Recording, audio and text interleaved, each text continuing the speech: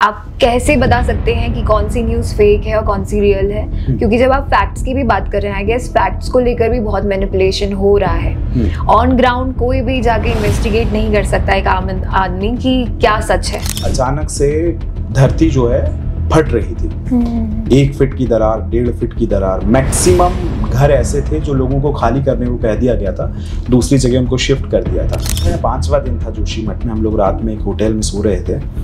अचानक से छत जो है फटती है और मतलब आप यकीन कीजिए जिस बेड पे मैं था वहाँ से मुझे आसमान दिखने लगा था, इतनी छत फटी और ब्लास्ट हुआ। मतलब जब जैसे ही छत फटी तो ब्लास्ट हुआ और उस दिन लगा कि बहुत सारे चैलेंजेस हैं फील्ड में।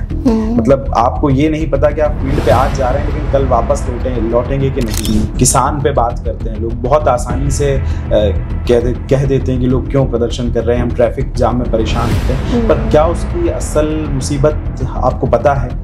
कितने किसान आज सुसाइड कर रहे हैं, क्या उसकी समस्या आपको पता है? तो मेरा कहने का मतलब है कि जब आप ग्राउंड पे उतरेंगे तब आपको असलियत पता चलती है कि कोई कैसे 20 दिन सड़क पे भूखा बैठ सकता है, भूख हड़ताल कर सकता है। क्योंकि हमारा काम न्यूज़ पहुंचाना है। आज देश के बहुत सारे हिस्सों में हम देखते हैं कि दंगे हो जाते हैं, कर्फ्यू लगा है। जैसे मैं आपको बताता हूँ, नूह में अभी वायलेंस हुआ था कुछ समय पहले, वहाँ हम 20 दिन तकरीबन रहे। वहाँ की स्थिति ये थी कि ना तो वहाँ एक भी होटल शुरू है, कुछ भी नहीं है, कर्फ्यू लगा है, 144 लगी है, सारी फोर्सेस लगी हैं, SIF, SAF, STF सब कुछ लगा है, RF। सीमा हैदर, उनको बच्चा हो रहा है तो भी पूरी मीडिया वहीं भग रही है। और जैसे और भी अगर मैं बात करूँ सोशल मीडिया आइकन्स जो उर्फी जावेद और इन सब के बारे में हम पहले भी बात कर चुके हैं, उन पे क्यों जनता इतना ज़्यादा फोकस करती है बजाय कि कुछ इम्पॉर्टेंट चीज़ें या कुछ ऐसी चीज़ें जो आपकी लाइफ में कुछ वैल्यू ऐड कर रही हैं। तो बहुत लोग ये भी जानना चाहते हैं कि सुशांत सिंह के साथ क्या हुआ, या बहुत लोग ये भी जानना चाहते हैं कि जो अभी MBA का घोटाला हुआ बीच में उसके साथ क्या हुआ। तो उसका फॉलो लाइफ में 99% पर्सनालिटी हमारी खुद की है ही नहीं। हमारे खुद के थॉट्स भी, आसपास की मीडिया, हमारी न्यूज़, हम जो 14 घंटे लिटरली हमारे फ़ोनों पे लगे हुए हैं, उसमें जो भी इंफॉर्मेशन हम ग्रैस्प कर रहे हैं उसी से ही हमारे थॉट्स इन्फ्लुएंस्ड हैं। और ऐसे चलते अगर आपको ऐसी कोई इन्फॉर्मेशन मिले जो ऑथेंटिक ही ना हो या उसमें कुछ मैनिपुलेशन हो, तो कहीं ना कहीं ये भी हमारी फ्रीडम को ख़राब करता है। आज इसी बारे में हम बात करेंगे। एक जर्नलिस्ट जो स्पेसिफिकली एंकर हैं, मिस्टर विकास सक्सेना, उन्होंने ऑन ग्राउंड वर्क किया है और आज हमें वो बताने वाले हैं कि कैसे मीडिया आगे चलते और इन्फ्लुएंशियल होगा और कैसे, कौन सा तरीका है कि हम एक्चुअल फेक न्यूज़ को रियलिटी न्यूज़ से चेंज कर सकते हैं, कैसे हम उस चीज़ को ग्रास्प करें और कैसे हम खुद जज करें कि क्या चीज़ सत्य है और क्या झूठ है।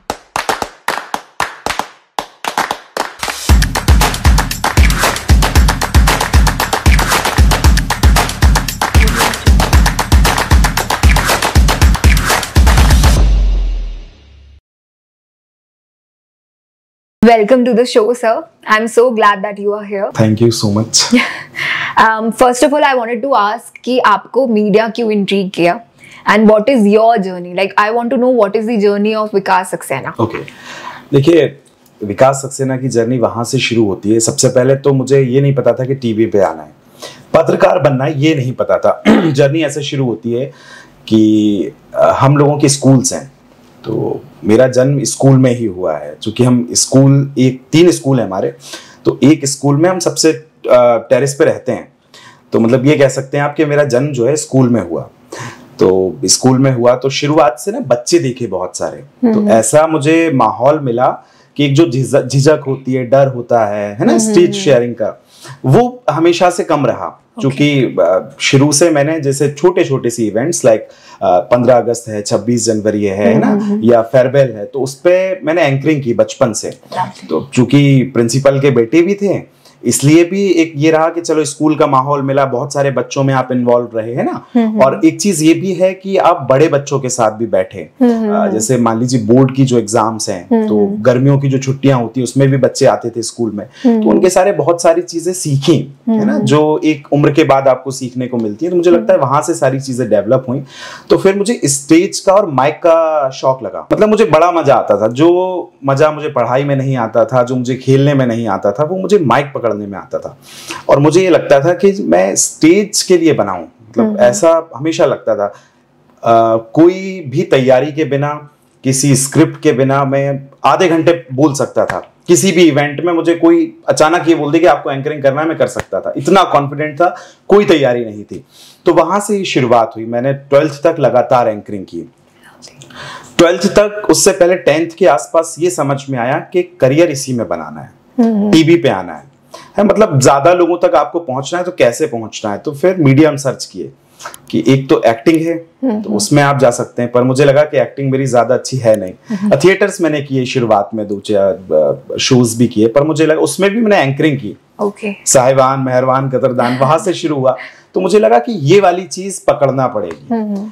तब तक भी ये नहीं पता था। फिर ऐसे शुरुआत हुई कि जब 12th पास आउट की, उसके बाद मेरे एक भैया हैं, वो भी मीडिया में हैं और वो दूरदर्शन में एक अच्छी पोस्ट पे, वो भी एंकर हैं, अंकुर नाम है उनका। तो उन्होंने मुझे बताया, हम अचानक, मतलब देखिए आप, प्रकृति जो है आपको कैसे सपनों के करीब ले जाती है आपको नहीं पता होता है।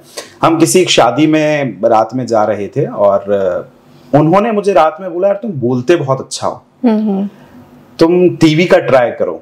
तब तक मुझे ये नहीं पता था कि अच्छा पत्रकार कैसे बनते हैं, क्या होता है।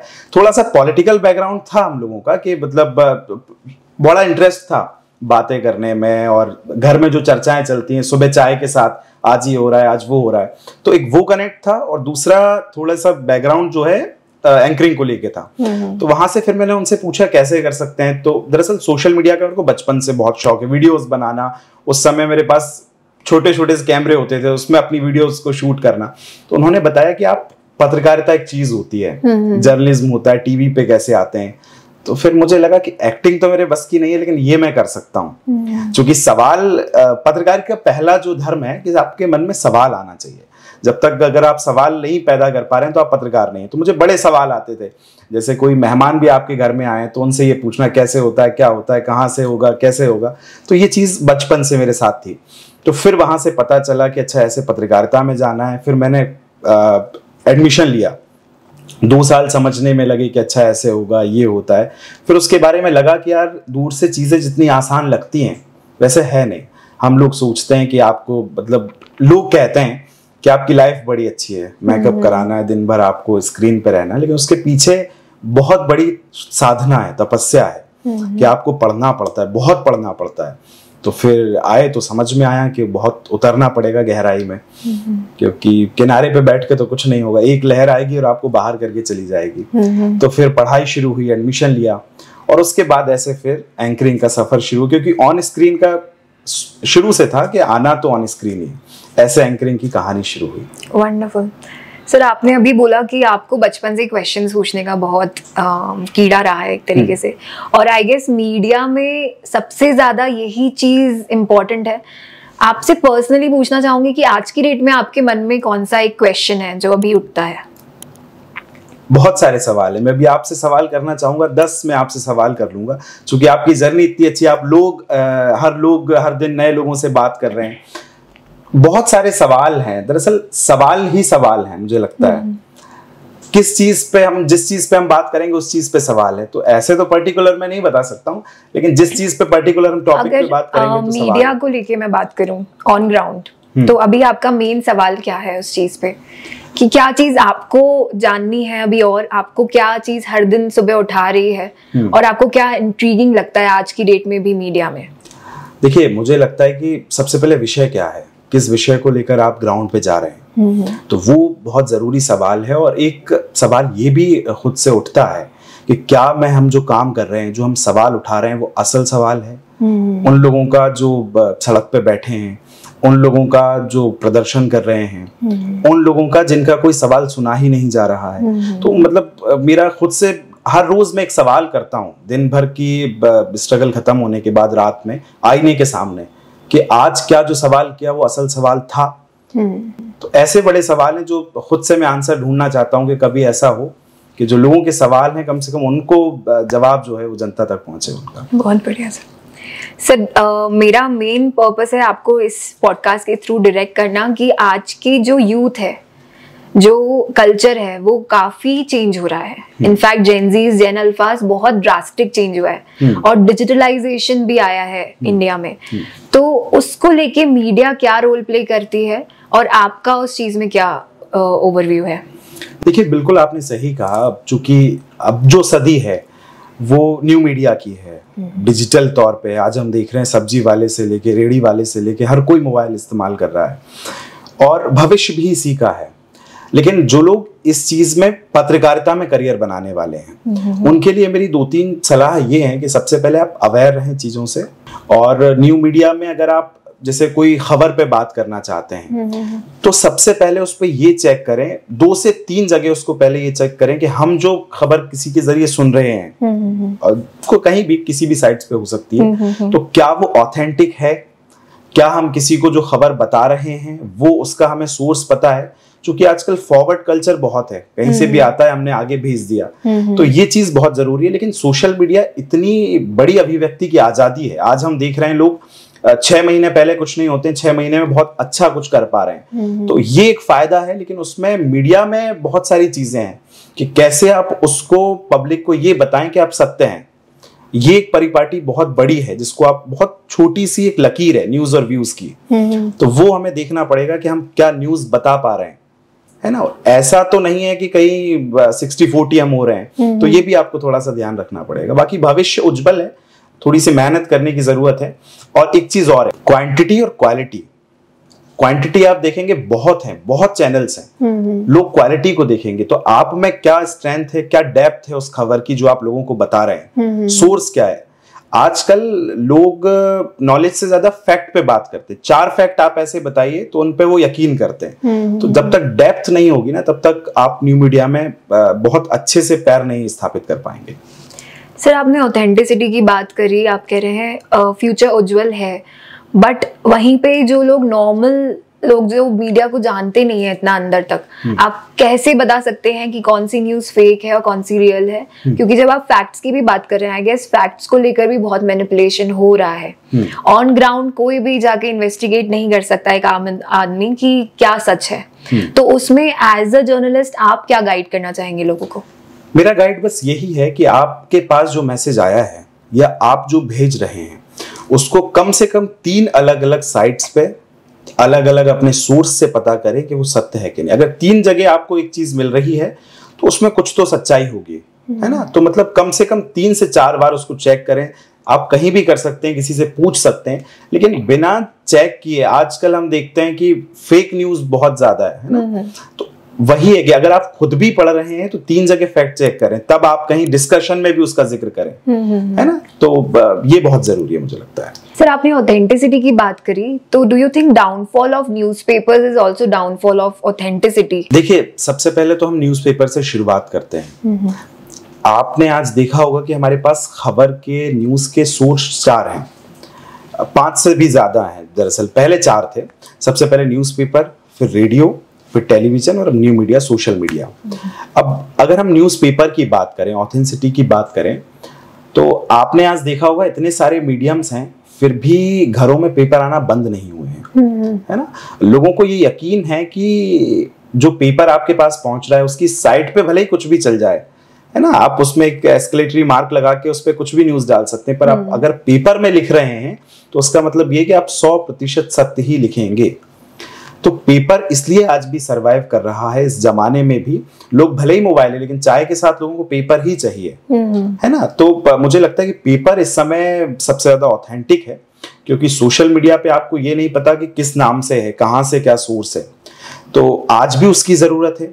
रेडियो जब आया तो लोगों को ये लगा कि पेपर अब मुझे लगता है खत्म हो जाएंगे। सुनने की कल्चर हमारे यहाँ बहुत ज्यादा है। एक बहुत बड़ा वर्ग ऐसा है जिसके पास या तो समय नहीं है, या कुछ वर्ग ऐसे भी हैं जो पढ़े लिखे भी नहीं हैं, जो पेपर रोज नहीं पढ़ पाते हैं, तो उनको सुनने का कल्चर बहुत है। आज भी हम लोग देखते हैं कि मोबाइल पे ज्यादा लोग सुनते हैं, पॉडकास्ट आप शूट कर रहे हैं। तो ये चीज, रेडियो जब आया तो लगा कि अब पेपर खत्म होने की कगार पे आएगा, पर नहीं हुआ, पेपर आज भी है। टीवी जब आया तो लोगों को लगा कि देखने का माध्यम लोगों के लिए बहुत बड़ी चीज है, रेडियो खत्म हो जाएगा, लेकिन वो भी नहीं हुआ। और अब न्यू मीडिया। तो मुझे लगता है कि चारों चीजें अपनी जगह हैं, लेकिन पेपर की जो ऑथेंटिसिटी है वो आज भी है, आज भी डेप्थ है, और भरोसा है लोगों पे आज भी पेपर के ऊपर। सर यूथ और आई गेस जो अभी की जनरेशन है वो तो हार्डली किसी ने एक पूरा पेपर पढ़ा होगा अनटिल एंड अनलेस कि कोई यूपीएससी के लिए एस्पायर कर रहा हो, तो उनके लिए what is your message? Should they start reading papers? एक शेर कहूंगा, अपने हौसलों को इस तरह आजमाया करो, मुश्किलें आए तो मुस्कुराया करो, और जिंदगी का हर तजुर्बा मोबाइल पे नहीं मिलेगा, जो मिले वक्त तो किताबों के पास बैठ जाया करो। बहुत जरूरी है। मुझे लगता है जो यूथ है उसे अपने दिनचर्या में 1 घंटा आपको देना चाहिए, जो आप सोने से पहले हो सकता है, कभी भी आपको ऐसा लग रहा है कि मेरे पास टाइम है। रीडिंग की बहुत बड़ी आदत है जो आपको डालना पड़ेगी। मुझे लगता है पेपर आपको रोज पढ़ना चाहिए। जो भी मुझे देख रहा है मेरी अपील है उससे, पेपर आप पढ़ेंगे, आपको कहीं कुछ एक्स्ट्रा एफर्ट लगाने की जरूरत नहीं है। कल क्या हुआ, कल क्या होगा, 1 महीने पहले क्या हुआ था, उसको सब पता होगा। तो पढ़ना बहुत जरूरी है। हमारी सबसे महत्वपूर्ण रीडिंग है कि हम पढ़ना जरूर शुरू करें। बहुत कम हो गया है आजकल। सर ऑथेंटिसिटी की हम बात कर रहे हैं तो उसी को मैं आगे लेके चलूंगी। आप ऑन ग्राउंड भी वर्क कर चुके हैं, आपने दिल्ली फ्लड्स पे भी जाके शूट किया है। कुछ ऐसा जो आपके एक्सपीरियंस में आया जो आपको एकदम से इंट्रीगिंग लगा, या कुछ आप व्यूअर्स को शेयर करना चाहें आपका एक्सपीरियंस? ग्राउंड की चैलेंजेस जो हैं बहुत अलग हैं। मतलब आप एक स्टूडियो में बैठे हैं, एसी रूम है, कैमरा है, सारी चीज़ें हैं, पर जब तक आप ज़मीन पे नहीं उतरते हैं, जैसे मैं 2-3 आपको स्टोरीज बताता हूँ। जोशीमठ हम लोग गए थे, उस समय जोशीमठ में दरार आई थी, पूरा शहर जो है वो दरक रहा था।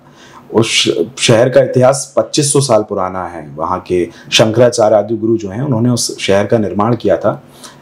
किसी वजह से, जो भी वजह हो उसमें, स्ट्रक्चर को लेकर, वहाँ की डेवलपमेंट को लेकर, जो भी है, उस वजह से वहाँ दरारें आई। तो ये हुआ कि अचानक से धरती जो है फट रही थी। 1 फीट की दरार, 1.5 फीट की दरार। मैक्सिमम घर ऐसे थे जो लोगों को खाली करने को कह दिया गया था, दूसरी जगह उनको शिफ्ट कर दिया था। अब यहाँ भी मैं आपको चैलेंजेस बताता हूँ। अब चूंकि भले ही लोग शहर खाली कर रहे हैं, आपको वहां रुकना पड़ेगा।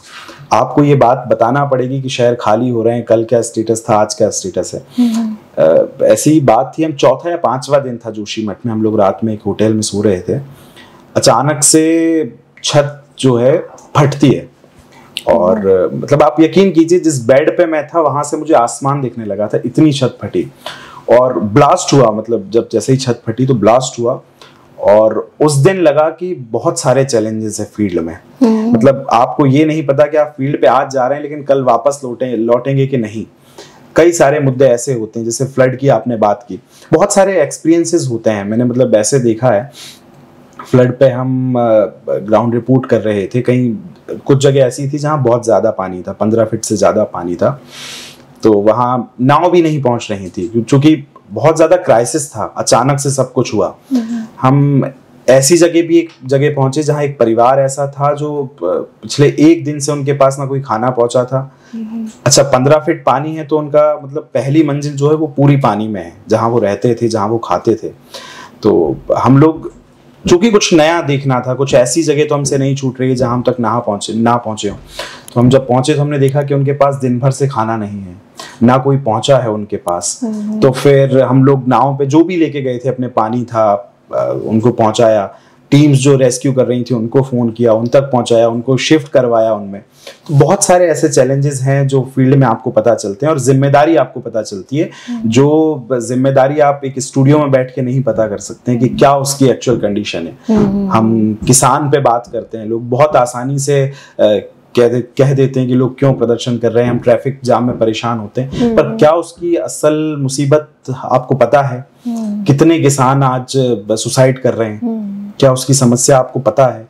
तो मेरा कहने का मतलब ये कि जब आप ग्राउंड पे उतरेंगे तब आपको असलियत पता चलती है कि कोई कैसे 20 दिन सड़क पे भूखा बैठ सकता है, भूख हड़ताल कर सकता है। तो ये सारे अनुभव ग्राउंड रिपोर्ट से पता चले। वंडरफुल। तो उसमें जैसे आपका केस तो बिल्कुल डिफरेंट था, बट किसी चीजों में जर्नलिस्ट पे डायरेक्ट अटैक भी होते हैं। ऐसे कुछ केसेस भी हम अभी सुन रहे हैं, तो ऐसा कुछ आपने कभी फेस किया या कभी? बहुत अभी भी आप देखेंगे देश के कई हिस्सों में ऐसी सारी चीजें होती हैं कि जर्नलिस्ट पे अटैक हो जाता है, या पब्लिक उनको सीधी टारगेट करती है। अब चूंकि पब्लिक है, उसको नहीं पता है कि जो रिपोर्टर है वो अगर फील्ड में आपके साथ खड़ा है तो मतलब उसको कितने सारे चैलेंजेस हैं, उसको अपनी न्यूज़ पहुंचाना ही है। वहाँ आंसू गैस का अगर गोला भी छूट गया है, वहाँ फायरिंग हो रही है, वाटर कैनन चल रहा है, फिर भी उसको आपको ये न्यूज़ बताना है। तो पर बहुत सारे चैलेंजेस हैं, लोग टारगेट करने लगते हैं, FIRs हो जाती हैं पत्रकारों के ऊपर। तो इस चीज़ में मुझे लगता है कि थोड़ी सी काम करने की और ज़रूरत है। पत्रकारों को एक संरक्षण मिलना चाहिए, चाहे वो प्रशासन की तरफ से हो, क्योंकि हमारा काम न्यूज़ पहुंचाना है ना। आज देश के बहुत सारे हिस्सों में हम देखते हैं कि दंगे हो जाते हैं, कर्फ्यू लगा है। जैसे मैं आपको बताता हूँ, नूह में अभी वायलेंस हुआ था कुछ समय पहले, वहाँ हम 20 दिन तकरीबन रहे। वहाँ की स्थिति ये थी कि ना तो वहाँ एक भी होटल शुरू है, कुछ भी नहीं है, कर्फ्यू लगा है, 144 लगी है, सारी फोर्सेस लगी हैं, SIF, SF, STF सब कुछ लगा है, RF। तो हम वहाँ से 70 किलोमीटर दूर होटल में रुकते थे, वहाँ से सुबह 6 बजे एंट्री लेते थे। तो इतने सारे चैलेंजेस वहाँ। अब ये होता था कई बार जैसे हिंसा हुई तो आप पे भी हिंसा होनी है। तो मुझे लगता है कि ये थोड़ा सा संरक्षण और ज़्यादा पत्रकारों की होने की ज़रूरत है। और कई बार हम देखते हैं कि अब भाई जो पत्रकार फील्ड में है उसके परिवार के साथ क्या घट रहा है वो तो उसको फेस करना है ना, तो काम कर रहा है अपना। तो मुझे लगता है कि ये सारी चीज़ें थोड़ी सी संरक्षण और होने की ज़रूरत है, तो और ज़्यादा बेहतर निकल के चीज़ें आ पाएंगी। Interesting sir. तो जैसे जो स्टूडेंट्स हैं या जो लोग मीडिया परस्यू कर रहे हैं, ये सब सुन के आई थिंक वो घबरा ना जाए, या कुछ ऐसे लोग हैं जो आपके जैसे इंट्रीग्ड हैं क्वेश्चंस जानने के लिए और लोगों को अवेयरनेस देने के लिए, उनके लिए आप कुछ बताएं। उनके लिए सबसे पहले ये चीज़ है कि यदि आप एक तय समय में नहीं बन सकते हैं तो आपका मीडिया में स्वागत है। आप 9 से 5 अगर जॉब करना चाहते हैं तो आप मीडिया में मत आइए। आपको अगर 2 बजे फोन आता है कि आपको इस समय आपको उत्तराखंड जाना है, कुछ अचानक से हुआ है, अगर आप नहीं उठ सकते हैं कि मेरी नींद खराब होगी, आप यदि होली मनाना चाहते हैं आपके परिवार के साथ और होली पे अगर आपको मथुरा भेजा जाएगा कि वो जनता को वो दिखाइए कि वहाँ क्या होता है, ये नहीं कर सकते हैं तो मत आइए। लेकिन नई नई चीज़ों को करने का शौक है, दुनिया को एक उस नज़र से देखना है जिसको दुनिया देखना चाहती है ना। उस नज़र से अगर आप देखना चाहते हैं, आपको सफर करने का शौक है, तो आपका स्वागत है मीडिया में। लेकिन पढ़ाई के साथ आए, डेप्थ के साथ आए। अब मतलब मैं आपको एक चीज बताता हूँ, लोग मीडिया में आते हैं और सबसे ज्यादा 2 पोस्ट के लिए अप्लाई करते हैं, एंकरिंग और रिपोर्टिंग। आप एक आम तौर पे मान लीजिए MBBS की तैयारी कर रहे हैं, 1-2 साल आप PMT करेंगे जो उसकी कोचिंग है, तैयारी करेंगे, उसके बाद MBBS में भी जाते हैं आप, 4 साल मान लीजिए कोर्स हुआ, 2 साल की आप MD करेंगे, 6 से 7 साल हो गए सिर्फ आपकी तैयारी में। फिर आप एक प्रैक्टिस कर पाएंगे डॉक्टर के तौर पे, वो भी जूनियर डॉक्टर के तौर पे। तो मेरा कहने का मतलब यदि आप IIT में जाएंगे या उन सारी चीज़ों की तैयारी करेंगे, उसका भी एक पूरा प्रोसेस है। तो मीडिया में यदि आ रहे हैं तो अपनी डेप्थ बनाएं। लंबा अगर आपको खेलना है तो आपको उस लंबी पढ़ाई के हिसाब से आना पड़ेगा। बाकी इन सारी चीज़ों को अगर आप करने को तैयार हैं तो स्वागत है आपका मीडिया में। सिर्फ कुछ टाइम पहले अभी हम ऑथेंटिसिटी की बात कर रहे थे, ऐसे भी मीडिया में देखे गए हैं कि लोग ज़्यादातर नॉनसेंस चीज़ों पे ज़्यादा ध्यान देते हैं। सीमा हैदर, उनको बच्चा हो रहा है तो भी पूरी मीडिया वहीं भग रही है। और जैसे और भी अगर मैं बात करूँ सोशल मीडिया आइकन्स, जो उर्फी जावेद और इन सब के बारे में हम पहले भी बात कर चुके हैं, उन पे क्यों जनता इतना ज़्यादा फोकस करती है बजाय कि कुछ इम्पोर्टेंट चीज़ें या कुछ ऐसी चीज़ें जो आपकी लाइफ में कुछ वैल्यू ऐड कर रही हैं? देखिए, इसमें 2 सवाल हैं।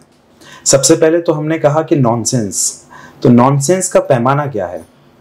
अगर एक चीज़ देखिए, मीडिया है ना, बाजार है और ग्राहक लोग हैं। ग्राहक क्या डिमांड करेगा, बाजार वही पेश करेगा, है ना।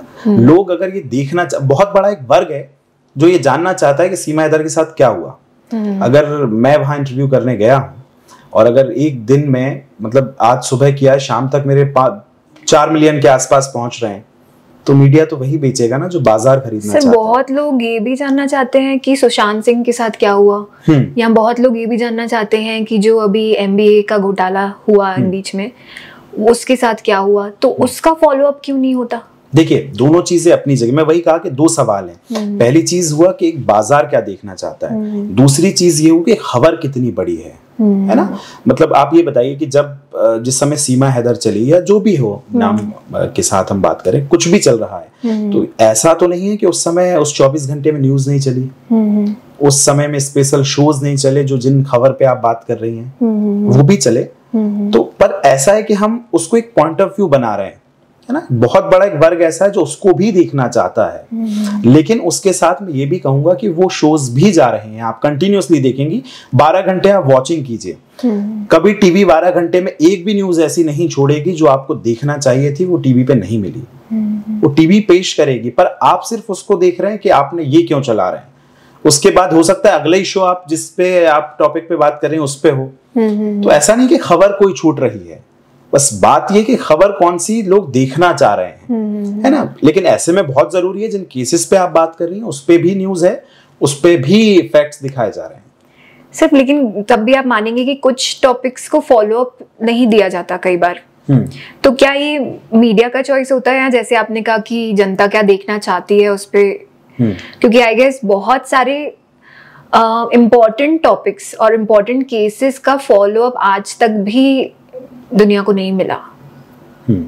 देखिए सबसे पहले ये कि बहुत सारे टॉपिक्स हैं ऐसे, इतिहास तो बहुत बड़ा है ना। कई सारी सवाल हमारे मन में है। करंट क्या चल रहा है, मतलब टीवी पत्रकारिता ये कि आप आज क्या हुआ वो दिखाना चाहते हैं। जल्दी में लिखा इतिहास पत्रकारिता को कहा जाता है ना। तो जल्दी में अभी क्या घट रहा है, उसके बाद ये कि आपने जैसे कहा क्या दिखाना चाहते हैं। बहुत एक पतली सी रेखा है न्यूज और व्यूज की, ठीक है। तो उसमें ये हो सकता है कि आप क्या देखना चाह रहे हैं या क्या दिखाया जा रहा है, तो उसमें ये चयन आपका है कि आपको क्या देखना है ना। दोनों चीजें हैं, डिपेंड करता है कि आप क्या देखना चाहते हैं। एक तरफ यही मिलेगा कि जो आप देखना चाह रहे हैं वही दिखाया जाएगा, दूसरी तरफ आपको ये भी मिलेगा कि जो देखना चाह रहे हैं वो नहीं दिखाया जा रहा है। तो फिर ये आपको चयन करना है कि आपको क्या देखना है।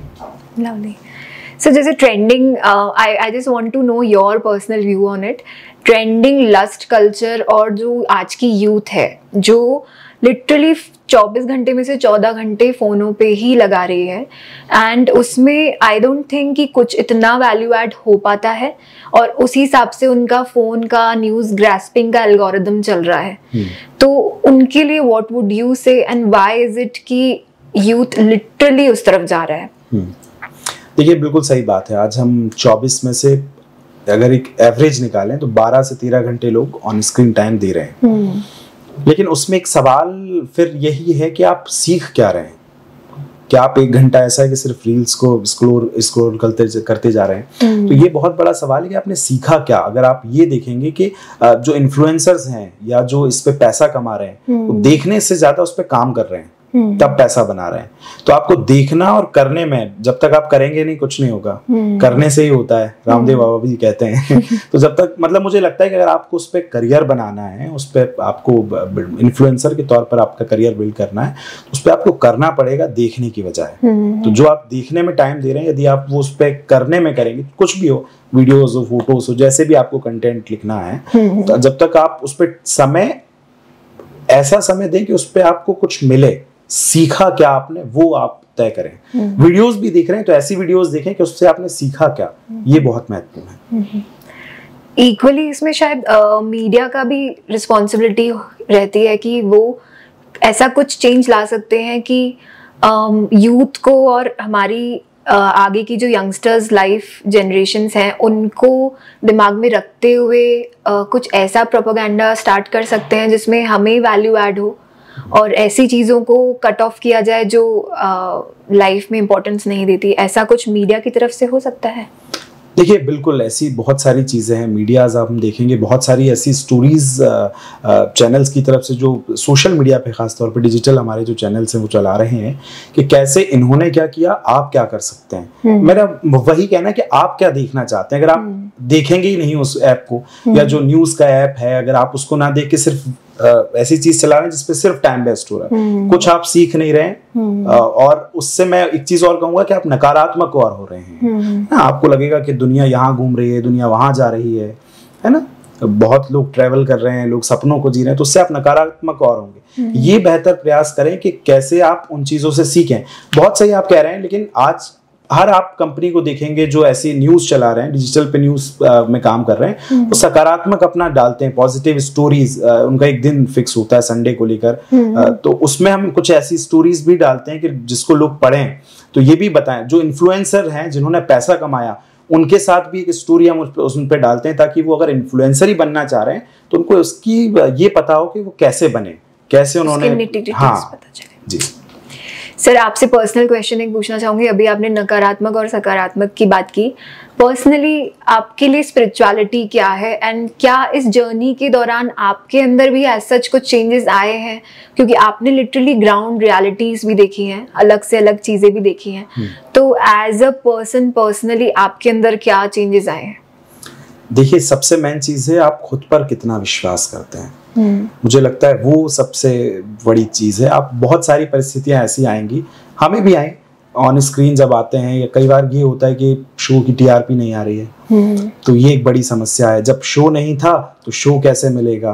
तो एक जर्नी है, सफलता का कोई शॉर्टकट नहीं है, लेकिन मेहनत करेंगे तो सफलता मिलेगी। लेकिन उसमें ये है कि खुद पर कितना विश्वास है। कई बार ऐसी परिस्थितियां आती हैं ऐसे माहौल में कि आपके आसपास जो लोग हैं वो भी आपके साथ नहीं होंगे, लेकिन उस समय क्या आप अपने मन से पूछें कि आप वहाँ जो जाना चाहते हैं, जो सपने आपने देखे, उसके लिए आप तैयार हैं? कई सारे मौके ऐसे हमारे पास भी आए कि शोज बंद हो गए, टीआरपी नहीं आ रहे हैं, तो क्या नया सीख रहे हैं और उनको सपने जो मंजिल है उस सफर में किस तरह से आप अपनाते जा रहे हैं बेहतर बनाने की तरफ, तो चीजें सकारात्मक होती जाती है। लवली सर, कुछ ब्रॉड टर्म्स पे हम टच करना चाहेंगे। I just want to know your personal view on like Indian democracy. क्या ये डेमोक्रेसी प्रॉपरली फुलफिल हो रही है इंडिया में, या कुछ इसमें भी मैनिपुलेशन है? नहीं, देखिए, लोकतंत्र जो है, ऐसे आप समझिए कि 125 करोड़ से भी ज्यादा हो गए हम। उनका सबसे बड़ा संविधान जो है उसके सहारे देश चलता है। लोकतंत्र में बहुत सारी चीजें आप अब पिछले 10 सालों में ऐसा देख रहे होंगे कि हमारा खूबसूरती हमारे लोकतंत्र की है कि वो लचीला है। समय के हिसाब से जो बदलाव हमें उसमें करना है कि अब हम करते जा रहे हैं। लेकिन एक उदाहरण के साथ बताता हूँ।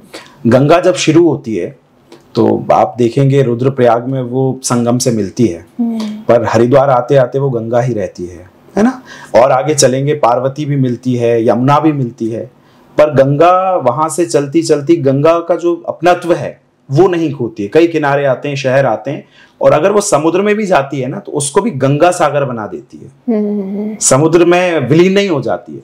तो लोकतंत्र वही है कि चीजें आती जाती हैं, मिलती जाती हैं, पर लोकतंत्र जो है वो रहना चाहिए, और समय के हिसाब से उसमें बदलाव बहुत जरूरी है, और यही हमारी खूबसूरती है। आज हम बहुत सारी चीजें ऐसे फैसले देख रहे होंगे जो कड़े फैसले लिए जा रहे हैं। खूबसूरती यही है कि उसमें कुछ संशोधन भी है, कुछ लचीलेपन भी है, और कुछ हमको भी, हमारी सोच को भी, क्योंकि 125 करोड़ देशवासी आप भी हैं, आपके अंदर भी हैं, 125 करोड़ देशवासी हम भी हैं। हम कितने भी स्मार्ट हो जाएं, लेकिन घर से निकलते वक्त आप अपने घर की सारी इलेक्ट्रिसिटी चेक नहीं कर रहे हैं, पंखे चेक नहीं कर रहे हैं कि हमने बंद किए हैं कि नहीं, तो हम फिर कैसे कल्पना कर सकते हैं कि हम देश बहुत अच्छा ले जाएंगे, लोकतंत्र मजबूत होगा। तो हर एक व्यक्ति को ये समझना चाहिए कि अगर लोकतंत्र मजबूत हो रहा है तो हम अपनी एक नागरिक होने के नाते हम कितने मजबूत हो रहे हैं। Wonderful sir. कड़े डिसीजंस की हम बात करें तो अगर आप बताएं यूसीसी यूनिफॉर्म सिविल कोड के बारे में, बहुत टाइम से ये चीज स्ट्रेच हो रही है, आई थिंक अब जाके एग्जीक्यूशन पे आने ही वाली है।